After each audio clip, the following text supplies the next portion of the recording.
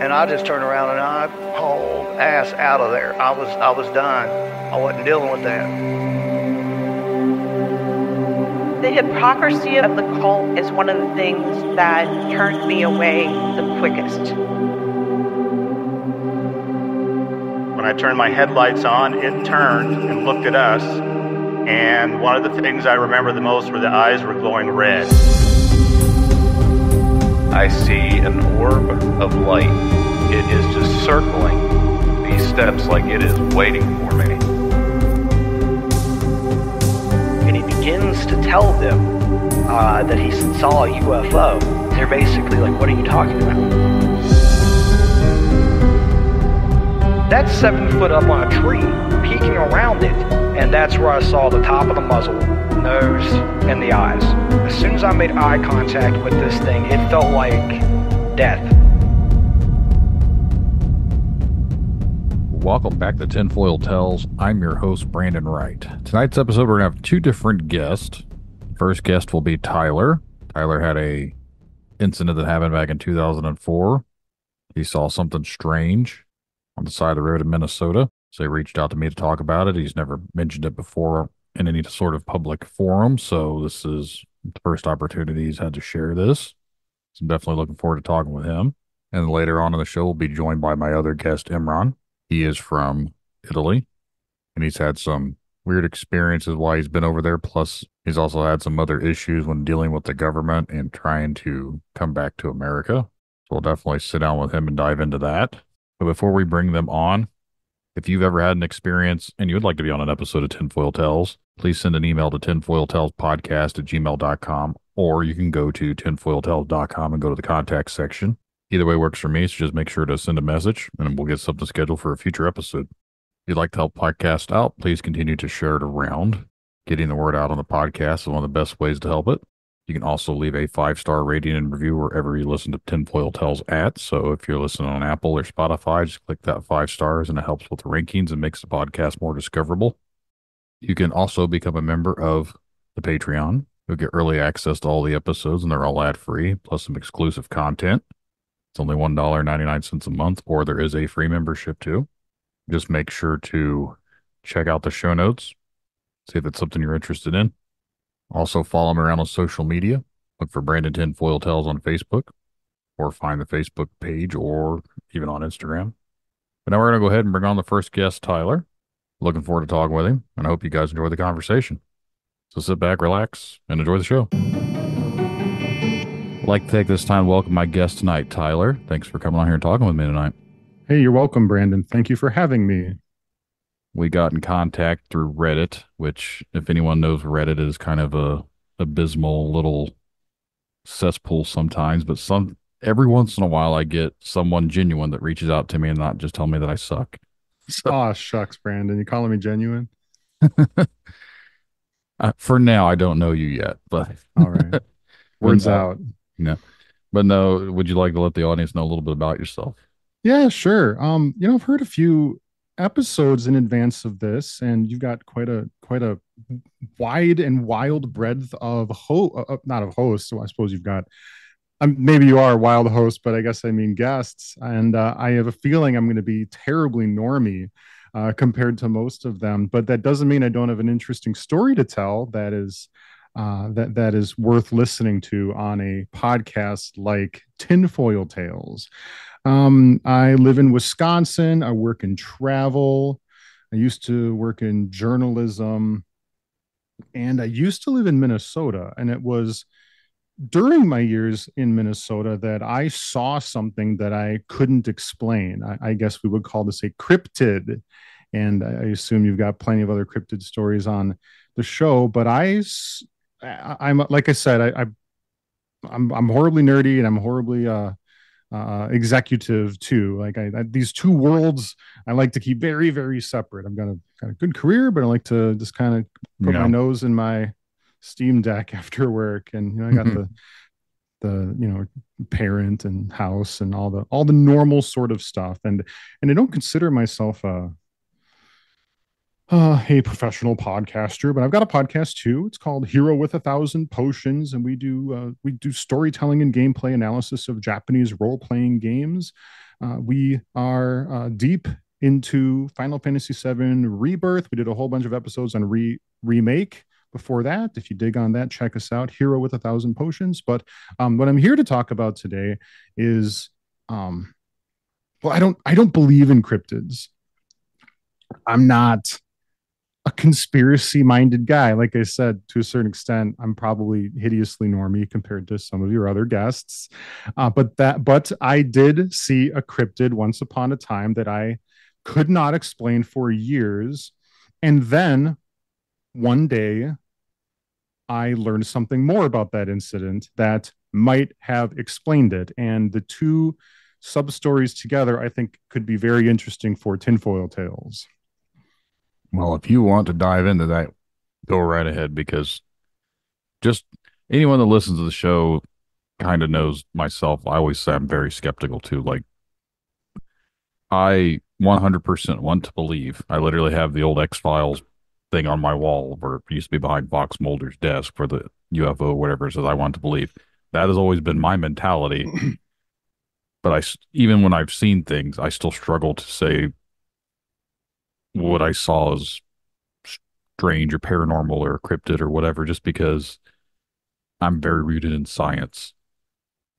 So for me, it's like, it's hard to accept that because you and I have a lot of similarities. Basically, I work in a professional job site area too, to where I was nervous about people knowing about me doing this job because I've thought, like, because of what I do, people are going to like, oh, this guy's crazy. We can't have him running these contracts. But now people out on the jobs are like, they listen to my show. So it's kind of fun. Outstanding, It's Brandon. kind I of love funny. that. Someone come up to me like, my wife really likes your show. I was like, what? Oh, Oh, okay. I would be so embarrassed if that happened to me. But we should, if we've earned the reach, we should enjoy it. Yeah. Yeah, yeah. But no, Mhm. I want to know about this cryptid because cryptids is my bread and butter around here. That is the one thing that I always are my favorite episodes to get into. Outstanding. Okay, well, firstly, let me say, I think I might bring you back to something you said maybe 30 seconds ago about like belief, and I feel the same sort of way in my headspace. It takes me a lot of evidence and scrutiny to believe something, and I don't just mean the paranormal or conspiracies. There's always this huge gulf in my heart between the phrase I like that and I believe that. Like there's an ocean, there's a galaxy between those two shores of of how I feel about things. And so that might play into some of this too, and how I become who I am. But enough of that waffling. Let's get into it. So, gosh, this was the summer of 2004. Oh my God, it was 20 years ago. So that's 20 years. It was 20 years ago. Holy smokes. And I've never told this story before. Not in a, I mean, I've told friends, but I haven't uh, approached Not on a public session. platform about it. Yes, that's right. And and I jokingly call this the Cokato gorilla. We'll get into it. We'll get into it. I'm pretty sure it wasn't a gorilla, but that's the name we're gonna call this. And so I'm for several years I lived in the southern suburbs of Minneapolis, St. Paul, and I had family that live in western. Just gonna look at my directions right. Yes, western Minnesota, more rural, pastoral, farmlands, um, conservative country, um, uh, cornfields, dirt roads, and this particular town. I don't think I can call it a city. I can call it a town in what I'll call Western Minnesota is Cokato, Cokato, and I'm in my car. I'm driving my first vehicle I ever got, which was a Ford Escort station wagon, red, and I'm with my sister my cousin, and that sister's boyfriend.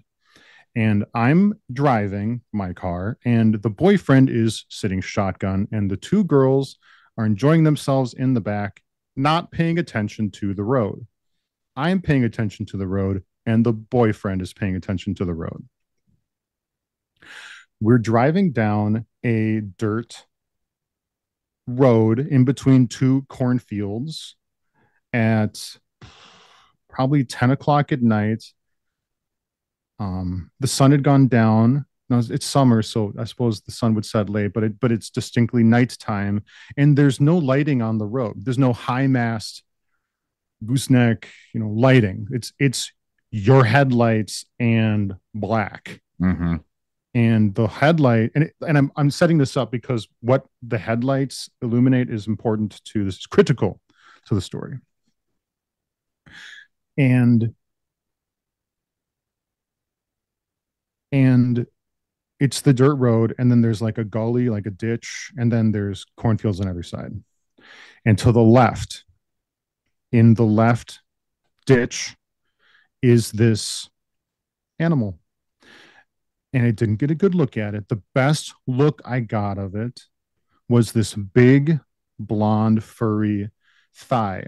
And I need to explain what kind of thigh it is, because in your head, an animal's thigh can take a couple different shapes. Like, let's say well, instead of getting into like the catalog of thighs, I'll just tell you, like, it looked kind of like a rabbit's thigh. So it's blonde fur. Imagine like I don't know, golden retriever blonde fur. Mm. And the thigh in silhouette would be like that of a rabbit, where it's got a thin, like a small, foot pad, and then a muscular thigh. Like for the size of a rabbit, it's a muscular thigh. Can we agree on that? But in your head, if you picture like a rabbit's thigh, that's different than like a coyote's thigh, or I don't even know what kind of wildcats we have in the upper Midwest here. Like a bobcat. The bobcats. Yeah, I was trying to think. I was wondering. I feel like there's another like big cat in the upper Midwest that I could imagine.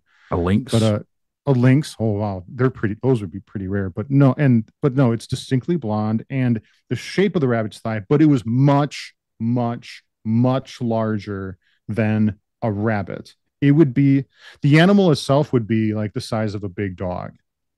Okay. And I don't have an imagination for what kind of animal has a big blonde thigh like that and could scamper away from the ditch. And so I have to believe it's a runner. It's got four legs, and it's got muscular rear legs, kind of like a rabbit. So you might picture it's like a scamperer or something. And like there's no animal that like endemic to Minnesota that has anything like that. It wasn't a dog, it wasn't a cat.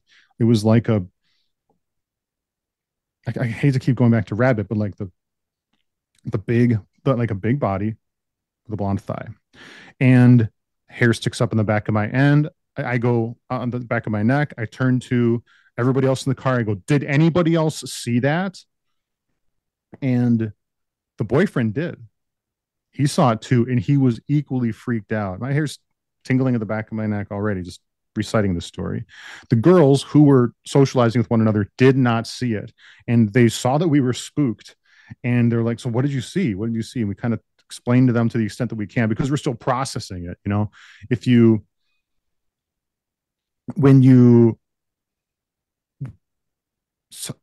It's hard to like articulate yourself like 10 seconds after something like extraordinary happens, right? And that's kind of how I felt. And we were like bumbling fools, and they were like, so what was it, like a gorilla? And of course I'm like, well, God knows if it's, of course it wasn't a gorilla, but we were pretty sure it wasn't a gorilla, but it was still some large animal that like bounded away into the cornfield that we could not explain. And they teased us, and we were freaked out about what we saw, and we talked about it all night, and we could never come to an agreement about what it was that we saw. And time passes.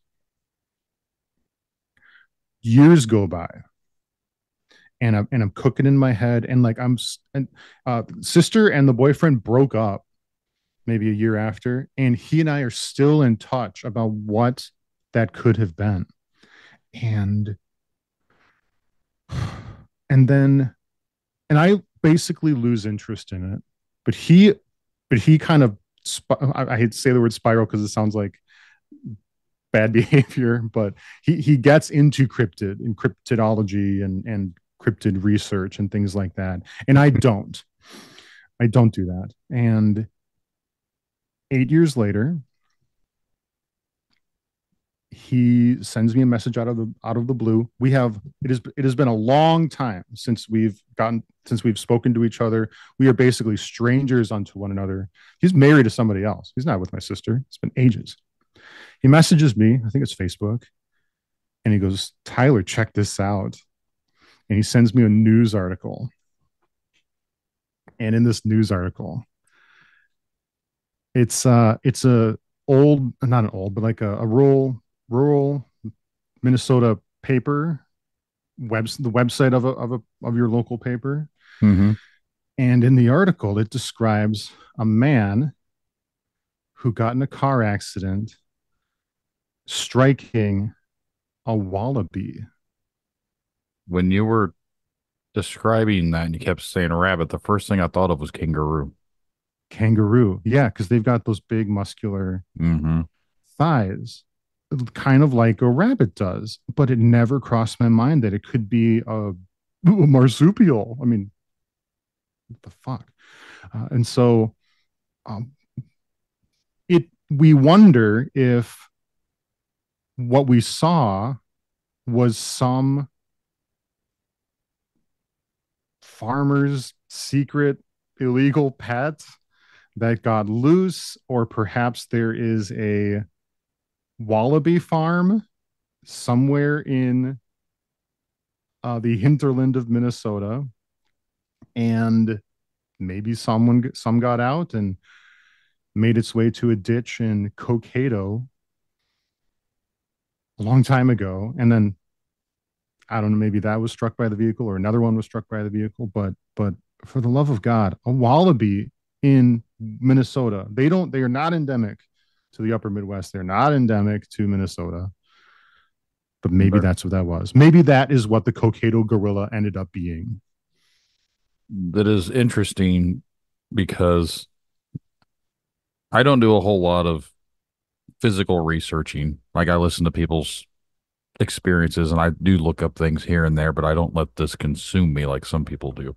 Uh-huh. And but one of the things I have come across, especially like I don't know how familiar you are with certain cryptids, but a lot of people see what they describe as upright walking canines, which Oh, I can tell you a story about that here in a little bit.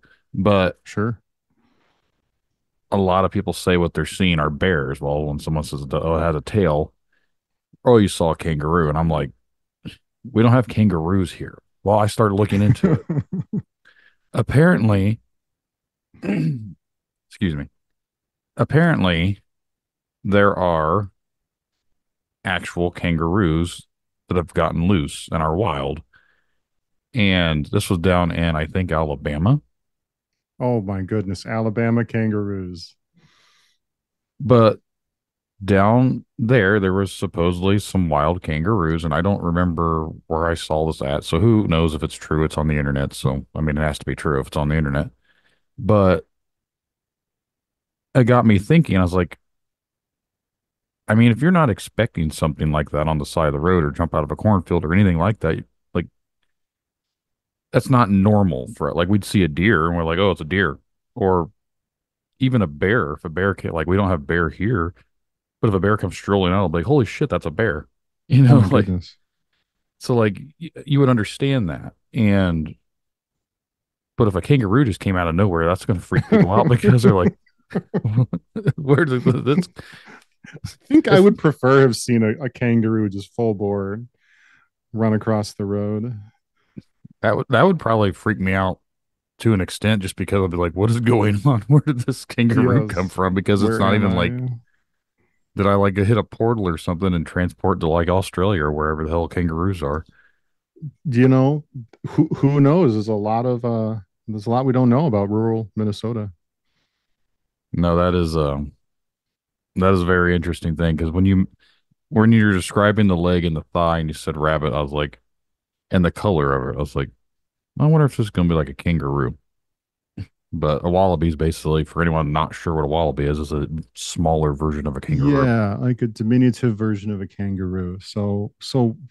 I don't know if it was a wallaby, but someone else in rural western Minnesota struck one with their vehicle. Okay, my story was in 2004 at 8 years, 2012. Yeah, Rural yeah. Minnesota So has a breeding population of wallabies, invasive maybe, species. maybe, and God knows what else is out there. Well, I was wondering, like, sometimes people do bring in animals, and if they do get away, like, they're not going to breed unless they had a breeding pair and they release them, which I'm sure there's weirdos out there that bring in animals and then just release them naturally just to see what happens. I've always wondered if people done that with, like, alligators. Like, I know they can't live further up north, but, like, what if they took them to, like, a place where it's always warm and introduced them into, like, a lake or a pond, and all of a sudden there's now Oh, alligators, sure. like, alligators in New Mexico or Yeah, yeah. That didn't Southern already Cal, have. yeah, Southern California or whatever. Sure, sure. Yeah, yeah. Wild, wild.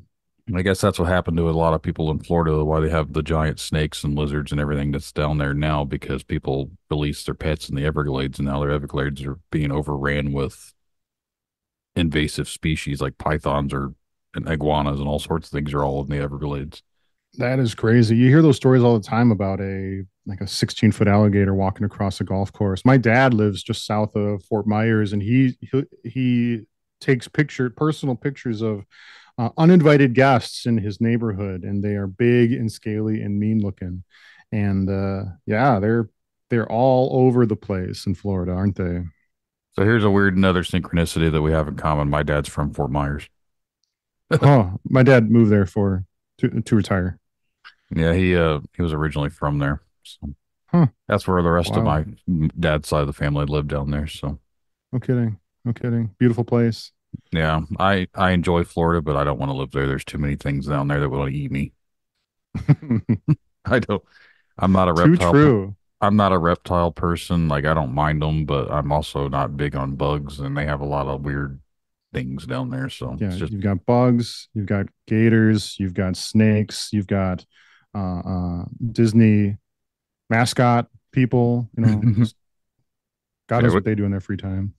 We were just in Disney for New Year's, and I didn't get eaten by any strange, rabid Mickey Mouse costume players, but it was a interesting time. I'll leave it at that. If I anyone's can believe it. if anyone wants to go and see real life cryptids, just walk around Disney World. You'll see some weird stuff.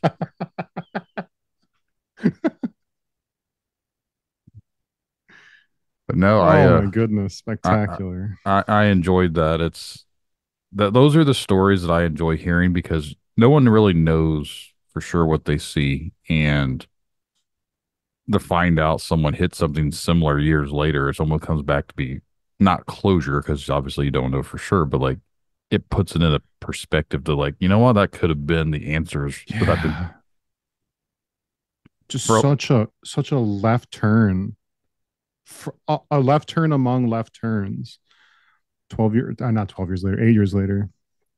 Yeah, Yeah. because with me already hearing stuff about people talking about kangaroos and we were mentioning, I was like, I wonder if this was a kangaroo because I've heard on other shows too, people said they were in the woods and they saw what looked like a kangaroo. And I'm like, I mean, I guess I don't know what type of habitat they need, but if I'm sure that they could survive in certain areas. I don't know about snow, but like I'm assuming in specific areas they could probably thrive because what's going to hunt them? Couldn't tell you. Couldn't But tell you. Yeah, yeah. well,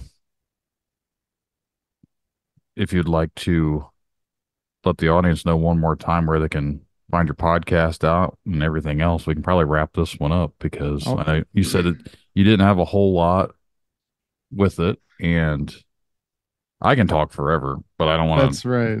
I don't want to take your time, like unless you got something else you would like to discuss. I'm like I said, I'm all night here, so whatever works for you.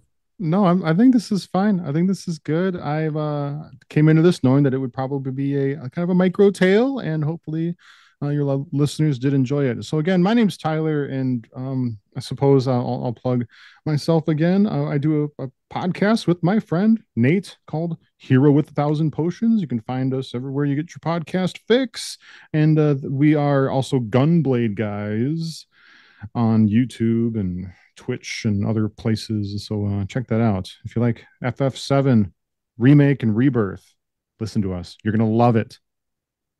Just make sure to send me some links, and I'll include them in my show notes for anyone listening. Count on it. I say that almost every episode, and then when the episodes come out, there's no links, and everyone's like, "Oh, you're not really doing what you're saying." I was like, "Well, no one sends them to me." That's too So bad. I said that everyone wants to send. I tell them to send me links, and then when they don't send me anything, I was like, that means I'm either have to go try and hunt down these links, or. But Help me help you. yes, I'm trying Yes. to like give everyone easy access to find you guys, and they don't want to send it to me. I'm like, okay, but Well, you no, can count on me, Brandon. if I don't have it within the next 5 minutes, I'm going to be very disappointed. All right, I'll get to work on it now. Thanks again, Brandon. Really appreciate being a part of this. And when we were offline, we were talking about your success in the show and your brutal work schedule. You're an inspiration to all of us.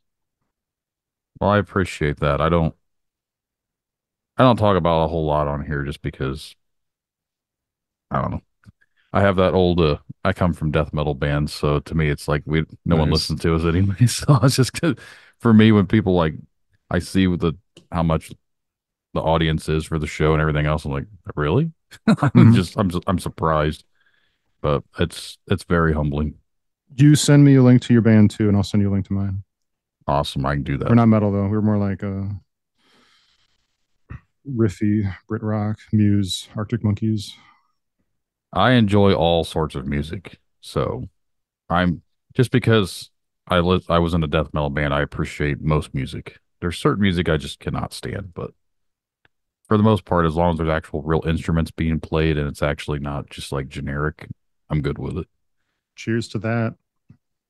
Say that again. All Beautiful. right, Tyler, we will wrap this one up, but you hang on the line because we can talk once we're done. So, Yes, sir. well, everyone out there listening, thanks to Tyler. Thanks for listening. We'll check you out on the next one. I'd like to take this time to welcome my guest tonight, Imran. Thanks for coming on here and talking to me. Thank you for having me, Brandon. Would you like to let the audience know a little bit about yourself? Well, I was born in Italy. I'm an Italian national who spoke Indonesian as a first language, and then we moved to the States. Do you mind if I ask how are you in Indonesia?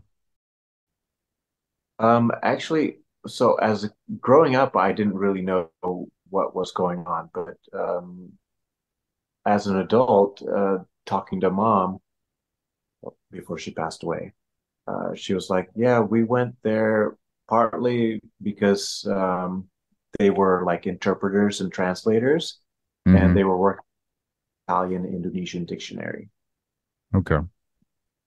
Yeah, I know of a few people that have went over there and they've also went into China and everything else because they've been teaching English. And apparently, I don't know, this was years back, but you didn't have to have like a teaching degree or anything like that as long as you could speak English plainly and write it and knew the things they were hiring people to live over there to teach English. I didn't know if that was something like that you were involved in or what, but No, well, yeah, they were in the languages, but then it was also because they were part of a spiritual group called Subud okay. that was founded by an Indonesian guy. Okay. Well, I don't know 100% of everything that you wanted to talk about here tonight. I know everyone that usually comes on the show has experiences or something they've researched or whatever. So if you have anything that you would like to discuss, feel free to dive right on into it. Okay, well, it's an experience-based situation where in the early 90s, when I was still in the States, in Portland, Tigard Portland, Oregon, um, I had something happen to me that I thought was like all me, natural based, and it was like a nervous breakdown or a mental health breakdown. They couldn't figure out what was the matter with me, but they left me with some antipsychotic pills, Haldol and Cogentin. I didn't like it, so I ditched it after about a few months and went on a personal recovery. And I thought everything was fine. And then fast forward to 2007, I have an incident that happens to me uh, inside a building as I'm working on a project, and uh, the sound of spray cans, aerosol spray cans coming from the ventilation, and all of a sudden I can't focus on my work. My palms are sweating, and I'm shaking, and all of a sudden, along with that, other things like paranoid thoughts and my vision is blurring also. And from there, I go through this like whole thing that feels like different kinds of drugs have just been doused into my system. And while I didn't think about it immediately, the days and weeks that came afterwards, I'm asking myself, well, if I'm experiencing this right now, then what actually happened to me when I thought I had a nervous breakdown in the early 1990s? Do you happen to know, like, when you thought you were having the nervous breakdown or whatever, do you remember like everything that was kind of going on with that of why you were thinking that The first time or the second time? the first time? Well, the first time, all of a sudden, what what was happening wasn't the same thing, but uh, similar in the sense that all of a sudden I'm feeling like I'm having kind of like an out of body experience. Mm-hmm. Body feels like it's floating into space. And I was actually listening to a Bjork CD at the time. Did you ever experience something like that prior that you're aware of? No, not unless I had taken acid or something. Now, I wonder if I know you just mentioned that a lot of people will start to write that off as well. You're just on drugs, but Right.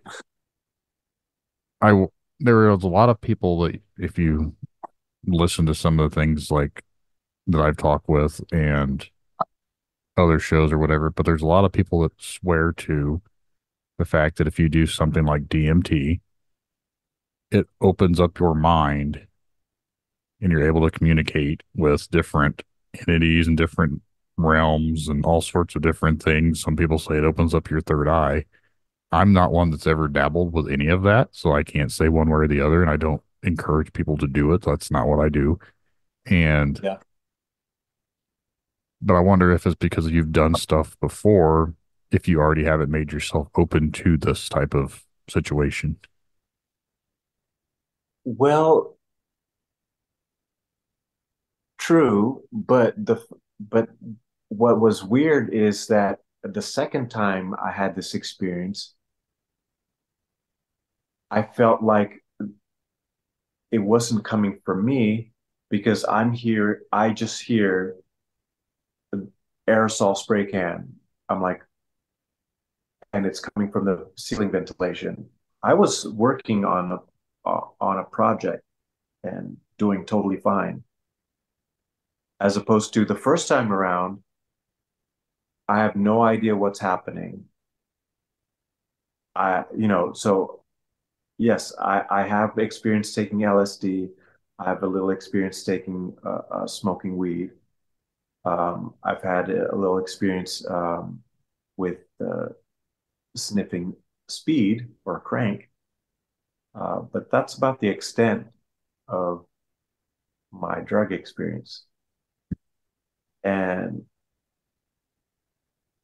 while the first time I have this what I think is a nervous breakdown, it might be associated to my drug experience. The second time, I hear it physically coming from somewhere else, and it's just a few yards above me. And Did so you I'm asking, is it drug related? And or as you say, an experience that I've had with drugs, and so I can be prone to, or I can, my mind might be less rigid. But I'm like, yeah, I don't think it's drug related anymore. I think it might be related to, I don't know what, just an outside source decides that, yeah, here's one guy we can pick on. That's kind of what I was going with when I mentioned the whole it opens yourself up to it because if it does do that, then maybe there are other entities, energies, whatever you want to describe them as, that have a means to, I don't want to say target you, but like you become susceptible to that, if you understand what I Yeah, mean. yeah, So totally. I think Yeah, that's one of the things that a lot of people don't seem to take account for when they talk about these type of topics is, oh, do this. I recommend you do this. You can open up your third eye. You can do this. You can travel. You can or travel the astral plane. You can do this and all this. I was like, yeah, but what if you bring back something you're not wanting to? yeah, And what if these things will feed on that? right. So, Because on the one hand, it can be a beautiful experience, but at the same time, you might not you might find yourself experiencing it again, but not because you chose to. And then all of a sudden you're in kind of a loop that turns negative. hmm Now the second time when you're hearing the aerosol can or whatever, what happened after that? So the immediate effects was sweaty palms, blurry vision, and then paranoid thoughts.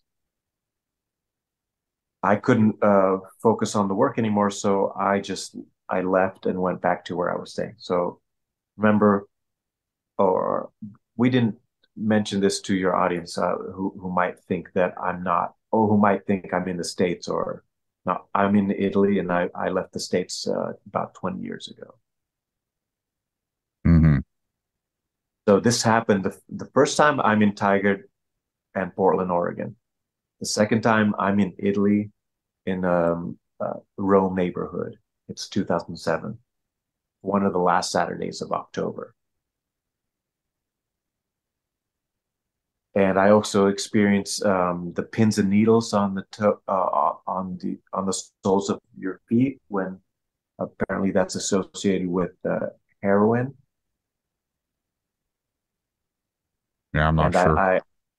yeah, and I asked myself because I've watched some movies and I've watched also a documentary about heroin, and I asked myself if some of what I experienced was not what heroin is, the heroin experience is.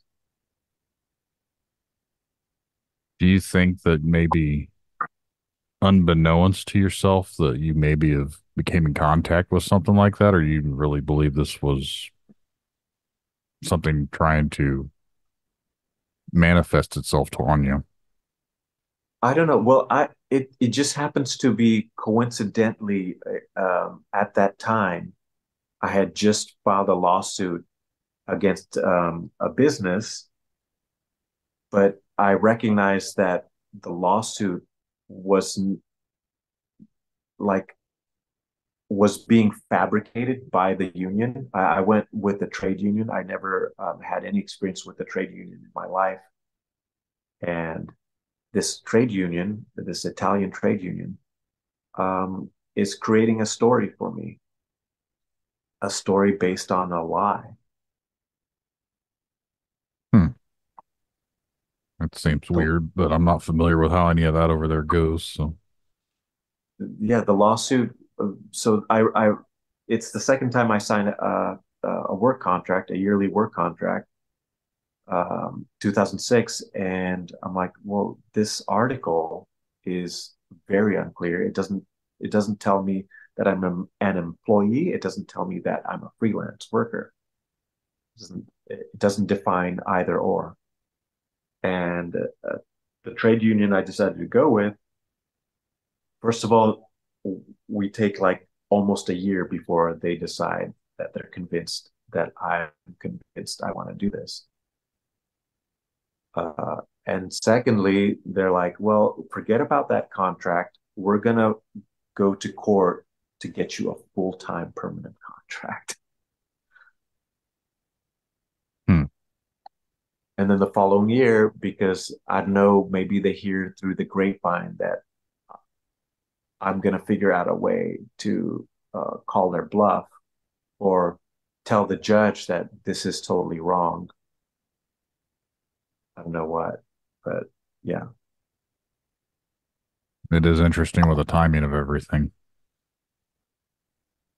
Have you had any type of experience since then? Well, in fact, since October 2007, I basically so the biggest take from this is that I lose sleep and I can't recover a regular sleep cycle, and been the biggest thing since then. I don't have I it's all I sleep like dogs and cats at random. I don't have a particular time of day anymore where I can sleep regularly.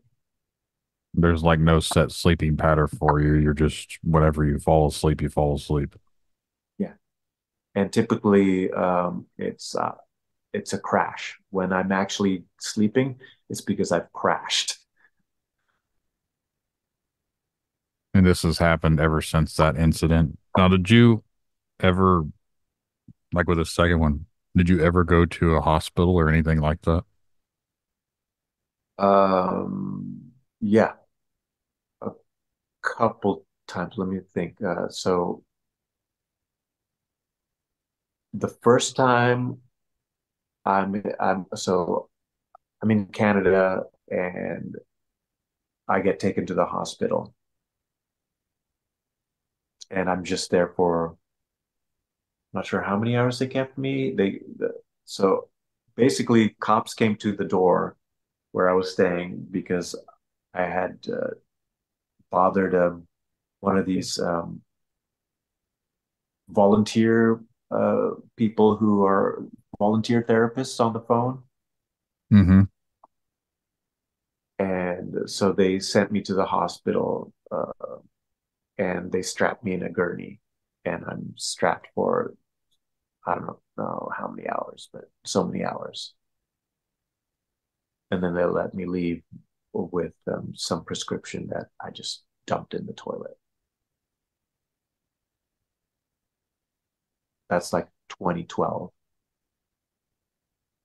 And then the next time I'm in Nederland, The Hague, and there I went voluntarily. I just happened to get locked out of the apartment I was renting, and there was this guy who happened to be there. Not sure if like the owner of the apartment was like, yeah, I don't like this guy anymore, whatever. And he was just like, well, at least if you come with me, you'll have a place to stay. Well, that's a very good point. And the first time I don't stay very long. I'm there for a few weeks until I find an apartment. And then the second time, I don't actually go voluntarily, but I'm not against it. And the second time, I'm actually staying there. They actually want me to stay there for almost a year, but after about 4 to 6 months, they're telling me I have to go because I'm too expensive to stay. Hmm. Me staying there ended up becoming too costly.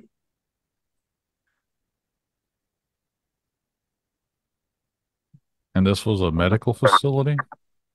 Yeah, this was a what and then the old expression is insane asylum, or what's the new expression? Mental health ward, mental health hospital. Yeah. Yeah. Strangely enough, there's one that's not too far that's state ran from where I live, about maybe 20 miles from here. And I used to work on the property. I didn't work for them, but I used to have an office on the property for when I did do things.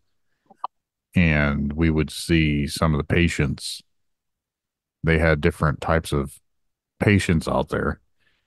And without dabbling too far into that, sometimes I wondered if these people were actually needing to be there or if they weren't just faking it. So that's a strange concept to think that people would do that. But at the same time, it's like, I can talk to you about it off air, but like just some of the things that I'd seen, it's just very bizarre. Yeah, no, you're right. I wonder too, because then it's not any different with people who um, at, sign up for welfare checks, or fake an injury at work, and then they're getting paid leave or something, Yeah. It's, or or cards and insurance claims. because some of the people had free reign on the grounds. They couldn't leave. They had to stay there. But like, there was one guy, and anyone from the area would probably know who it would have been, but he thought he was a buffalo, and you would see him out eating grass, and he would moo at people. And I always wondered, like, is that for real, or does he really think that, or is he just doing it because it makes him look crazy? Yeah, I don't understand either. And for in fact, if I didn't, I found a therapist last at the beginning of the year, and if I didn't talk to that therapist, I would have never I've been obsessed of getting back my sleep, but I never thought that I should join a sleep study or a seek doctors who are experts about sleep. Um, I always thought I needed to just find a therapist who will back me up that I'm not insane. But I found myself, yeah, being hospitalized. Um, but none of the doctors are, so I'm saying, look, I don't have, if I'm insane, it's because I can't sleep. And the doctors, and one of the doctors in Nederland, in The Hague, was like, no, you can't sleep because you're insane. Or actually the exact expression, or the exact diagnosis, or what they thought, their preliminary diagnosis was like, no, you're bipolar. Uh, that's why you can't sleep. I'm like, no, I'm bipolar because I can't sleep. Not I can't sleep because I'm bipolar. I'm not sure. Like I said, I'm not a therapist or anything, so I won't make any assumptions, but I've always thought that I don't know how bipolarness would correlate to making you not sleep, but I don't know. Like I said, I'm not a psychologist or anything like that, so I don't know how they made that correlation.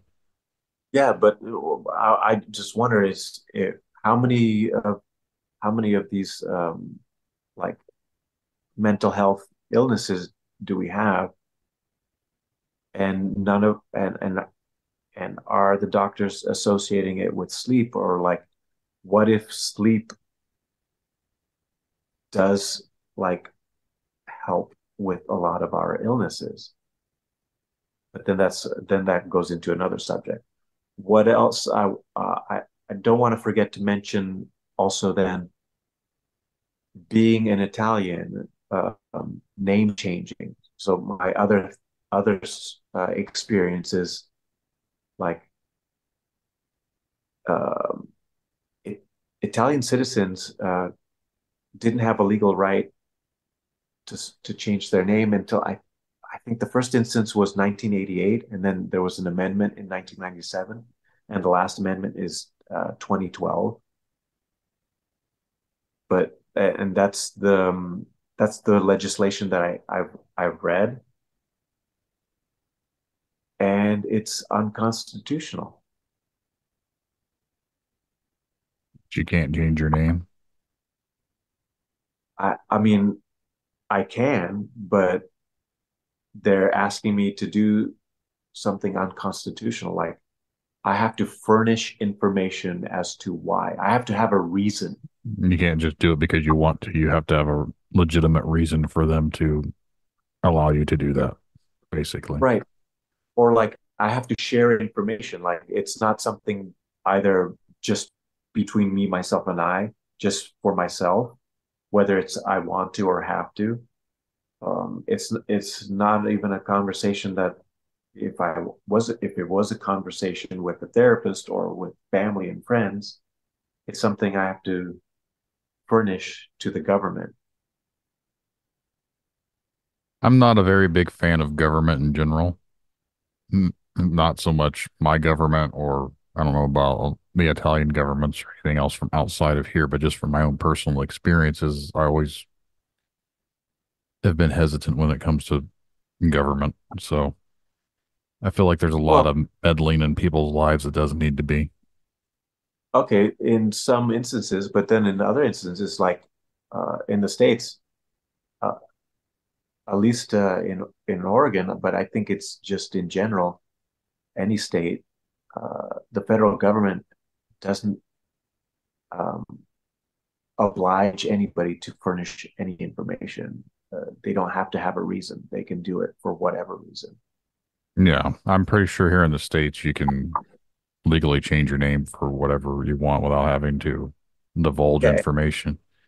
it's one of my friends a couple of years ago even showed me the paperwork. It's really simple. You just go to City Hall and fill out a form, and then boom, boom, it's like notarized by the court. Since you are an Italian citizen, you wouldn't be able to actually change your name legally here in the States, and it wouldn't be recognized over there, would it? No, Yeah, not I figured you'd have to exactly. be a citizen here before you could do that. Well, no, actually, so I was actually raised Imran Tronchaliti. Okay, my birth name was left doing whatever, I don't know what. Um, but basically, as far as I know, since I was two, if there's no written document since I was two, I was at least verbally called Imran and Tronchaliti. And then there's document in Indonesia where it's spelled with an O, Imran. But in the States, I'm Imran with an A. And from the age of going to school, attendance and school records, I've got it. I'm documented as Imran Tranchalidi, and then I learn to drive. I get my driver's license. I get a job. I have a social security number. Uh, I open a bank account. Imran Tranchalidi. So that's how that happened. Uh, and then I get my first passport. I go to San Francisco. And my first passport, they write down Imran with my birth name first and last. They don't include Tronchalidi. Yeah, it's not real sure when it comes to things like that. Like I said, I'm not familiar with a whole aspect of anything legal on that aspect or anything. Yeah. So there, well, but then that's the thing. So, well, it's kind of like common law, like certain just understanding that we have it as a society that isn't necessarily written, right? Mm-hmm. But and then it's time for me to get to renew my passport. It's 2009. I'm in Padova, which is not far from Venice, up in the north.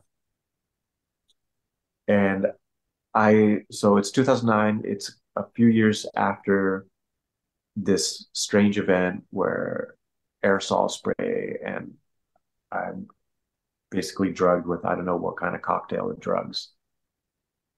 And I'm really skittish, apprehensive. I don't know what to trust really. I'm still feeling really kind of strange and malleable. But I apply for a new passport and I keep my mouth shut. I'm like, let me just try writing down on the application Imran Tranchalidi. And lo and behold, the officer who's dealing with me also keeps his mouth shut. I get my passport. It says Imran Tranchalidi. Like, holy wow, this is amazing. What's going on? But I freak out. I'm like, but I freak out going, what could happen? I don't know what could happen in the future if I'm traveling as Imran Tranchalidi. I don't know what the laws are. I don't know exactly what the law is. What if I'm somewhere in a foreign country and they're like, this passport's illegal. It's not your birth name. And then all of a sudden I'm going through some strange, like spy movie getting waterboarded. Yeah, I don't know how that works for some countries or whatever. I know like certain ones, like maybe here, they might detain you, but I don't know how extreme it goes from there. I've never left Yeah, the country. I don't have a passport. I've never left the United States, so I don't really know how things happen around borders or anything like that. So for me, I'm pretty much I understand. bland, stuck here in the middle of cornfields. Well, I just ended up giving it back and getting a new passport with my birth name. And when I told my mom, she's like, "Oh my God, you're so stupid." I guess it's better safe than sorry. Yeah. But to my mom was like, "Oh, you had the perfect opportunity."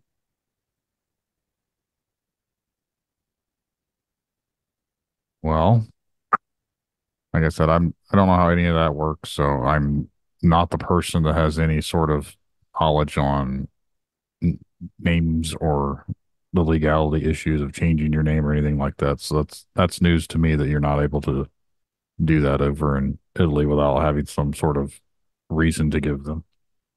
Well, and that's the thing when I've talked to it's not easy actually with email. So I've contacted a lot of lawyers, but only a few have actually like communicated with me. And either so basically so far I've only got two where one was last year and basically he's like, I'm just a technician.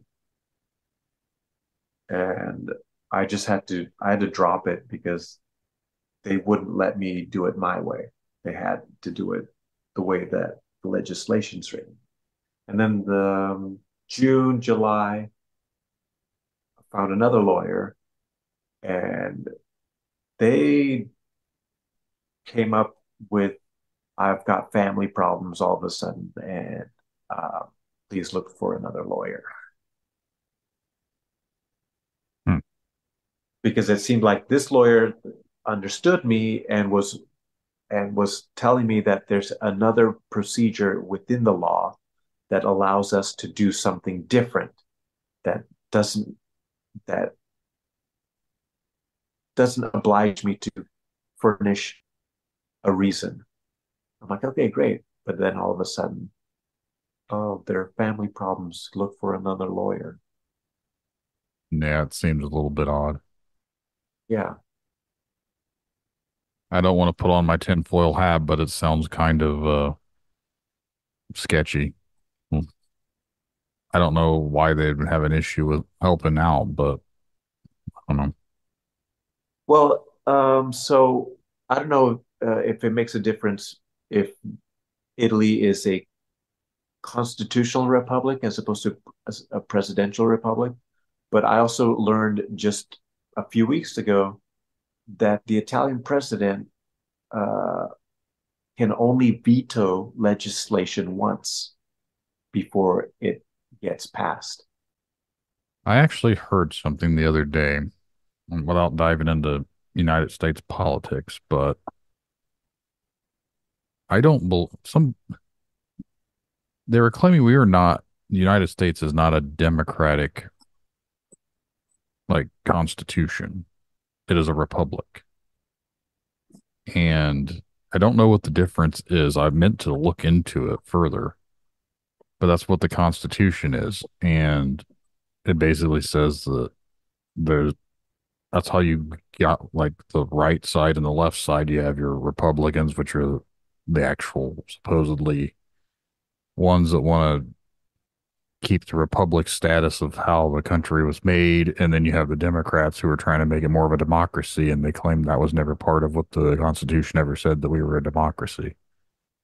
Again, I don't, not to turn it into a political aspect here on the episode, but like, I I don't think, understand the difference of how that determines it. And I was kind of wondering if that's maybe what you're referring to too. well, that's as easy as getting a dictionary, though, Yeah. right? I said, I saw it and I meant to go and look into it. I never did. So I'm looking up republic right now at, on my Merriam-Webster's. So definition 1A, number one, a government having a chief of state who is not a monarch and who in modern times is usually a president. This here, So that's the US and that's also mhm. Italy. This says the United States is a federal constitutional republic, which the president of the United States, the head of the state, and the head of the government, Congress, and the judiciary share powers reserved to the national government, and the federal government shares sovereignty within the state governments. We start talking about government stuff, and then all of a sudden there's issues.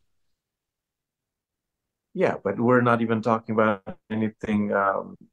extraordinary. Right. We're Yeah. just figuring out with the dictionary what we're talking about. Anyways, yeah, so those are my two experiences. One that's about mental health, and whether or not it's genetic in me, and the other is the names changing law, which is unconstitutional. And then I have to go ask myself, well, why did I didn't have to leave the States. Why did I leave? No, I left the States because I was having work problems. But I learned some stuff, and then I'm not saying, well, I should have just gone to the Italian consulate nearest where I was living. if I was having any problems. Because now I can't get back to the States. It's like 20 years that I haven't gone back home because the States is home. And I can't work because I don't have a consistent schedule. Now, you'd mentioned this year you've actually started with a new therapist. Have they been trying anything to help you with your sleep patterns? Nothing, no, nothing except for the suggestion of looking for a sleep study group. Have you But actually tried to find one yet? no, well, you can't do anything unless you have residency in Italy. For you to have access to um, doctors and hospitals, you need to have residency. And I have it, but I would have to. I don't have it where I live. I have it in another town. I have it back in Padova, which, as I mentioned, is near Venice. How would you go about getting residency where you're at now? Is it a complicated process too? Yeah, I'd have to live somewhere where the owner of the, if it's not my own property, the owner of the house would have to agree. And typically, proprietors don't like tenants having residency at their place. Hmm. Kind of strange because then if you're not able to get that, then you're not able to get any sort of medical treatment. So it seems like a kind of a strange situation. Yeah, it's typical. Most Italians will have residents at their house where they own. And so if it's the children, then what happens is they have residency at their parents' house, and they're just, if they're in a totally different town or somewhere else in Italy, they domicile wherever they live outside of their house. Learning a lot about So Italy. yeah, I'm not familiar with a lot of the different aspects to how certain governments rule and everything else. So it's interesting to hear some of these stipulations that they have in other countries because a lot of people, including myself, have dogged on some of the things that we have here. But if you find out more from people from outside of America, we really do have a lot more freedoms here than what a lot of people want to make it out to seem. And I'm guilty of that too. There's certain things here with this country that I don't agree with, but then there's also things like what you've dealt with that I don't think we would deal with here. yeah. So, but at least it, generally speaking, uh, we have a right to speak our mind of things we agree with and we disagree with. It generally shouldn't cause any issues. Um, but yeah, I wonder what happened in my life to put myself in this situation where I can't afford to take care of myself. Um, and I I can't afford to move back to the States where maybe things would be different. I wouldn't find myself constantly not being able to take care of myself. Yeah, I honestly don't even know what to say. It's kind of a shitty situation all around. Yeah. But I feel also like I'm getting bitter and angry that I'm in this situation. now the talent I'm not familiar with like how Italy's laid out or whatever, but the town you do have residency in, how far away is that from where you are now? Hmm. Exactly, I don't know. Let's ask Google Maps.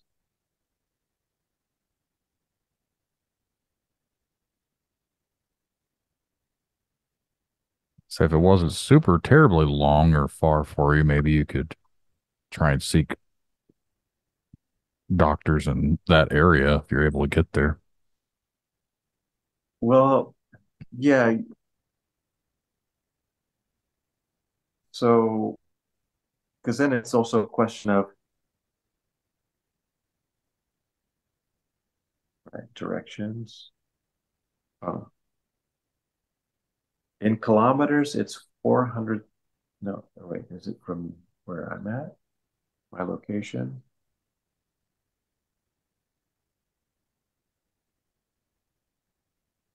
So by car, it's about 5 hours and 49 minutes. By train, it's about 5 hours and 21 minutes. So a pretty good distance because even I don't, no one understands how big America actually is, the US, until you look at it compared to other countries. And then you realize that we really are big. So for me, I used to drive 92 miles one direction just to get to work. And I did that for a year. And it took me almost 2 hours, a little over an hour and a half to 2 hours. For me, that seemed like a long time. But then A little when you talk with other over, people, the commutes are a lot longer. And but like when you tell someone from a different country that I was driving that far, they're like, they think that's insane.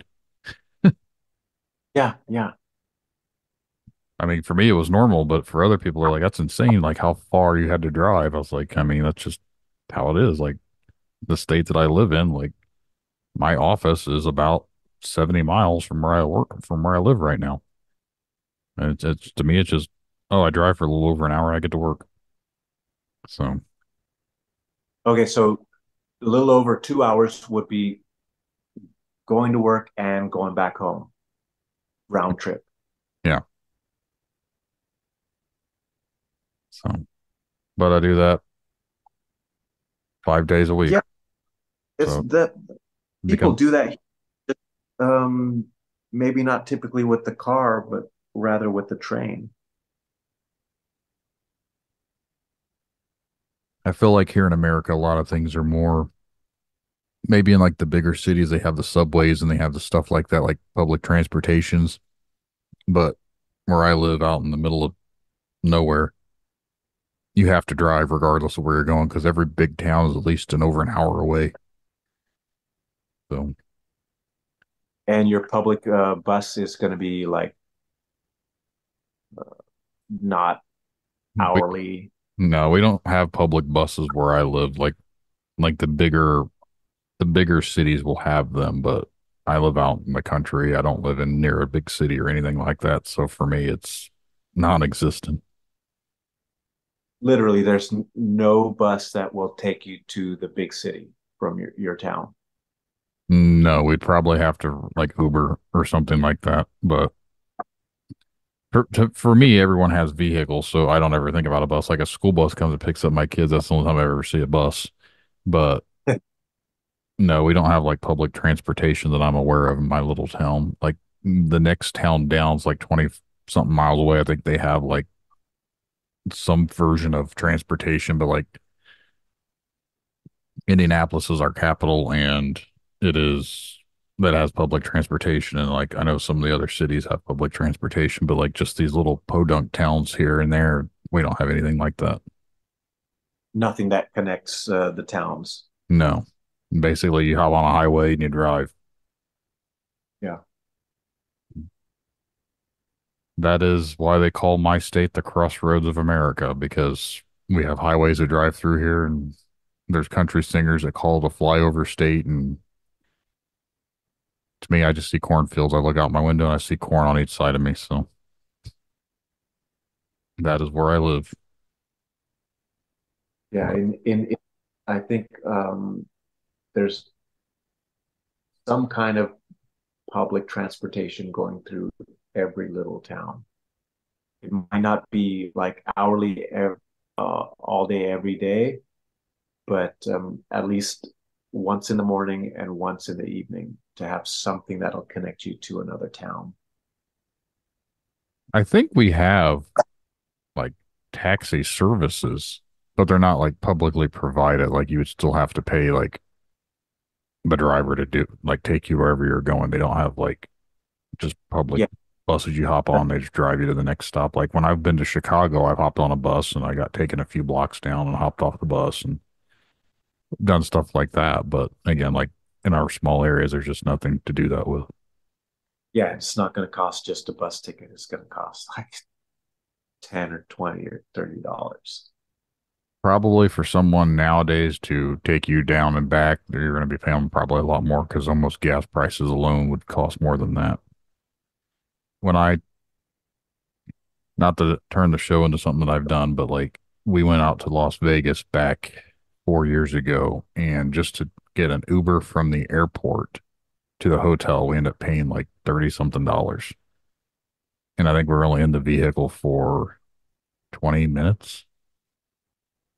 I don't know how far they actually went, but like, I was like, this is insane. And then on the way back to the airport, we found out they did have buses. So we hopped on a bus and took the bus to the airport, and we ended up paying like a couple dollars to ride the bus. Right, exactly. But again, that's like I said, Indianapolis, I know they have that stuff, and the other bigger cities, they all have that stuff, but out in the middle of nowhere, we don't have anything like that. Yeah. Well, if you have anything else you'd like to talk about, we can. If not, we can probably wrap this one up. Yeah, that's pretty much it. Well, I definitely appreciate you coming on here and talking with me tonight. It's been a pleasure. Thank you so much for having me. Yeah. Well, for everyone listening, hope you guys enjoyed the episode. Thanks to Imran for coming on here and talking with me, and thanks for listening. But we're going to wrap this up. So good night, everybody.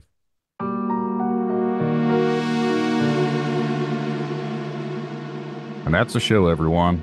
I really hope you guys enjoyed the conversations.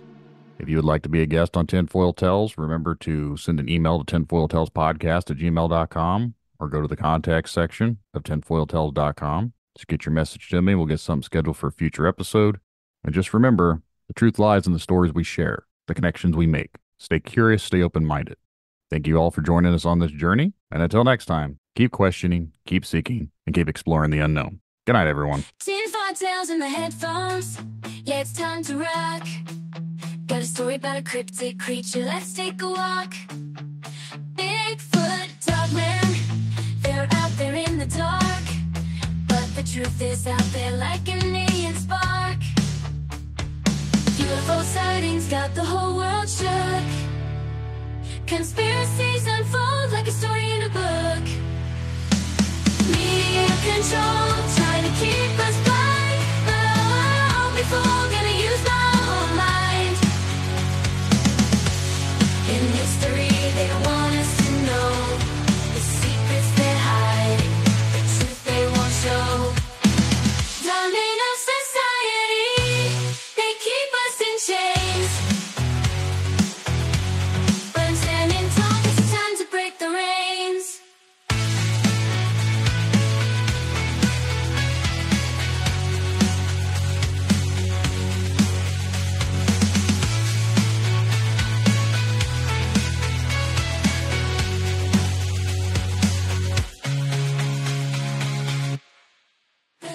Control, trying to keep us blind. But I won't be fooled, gonna use my own mind. In history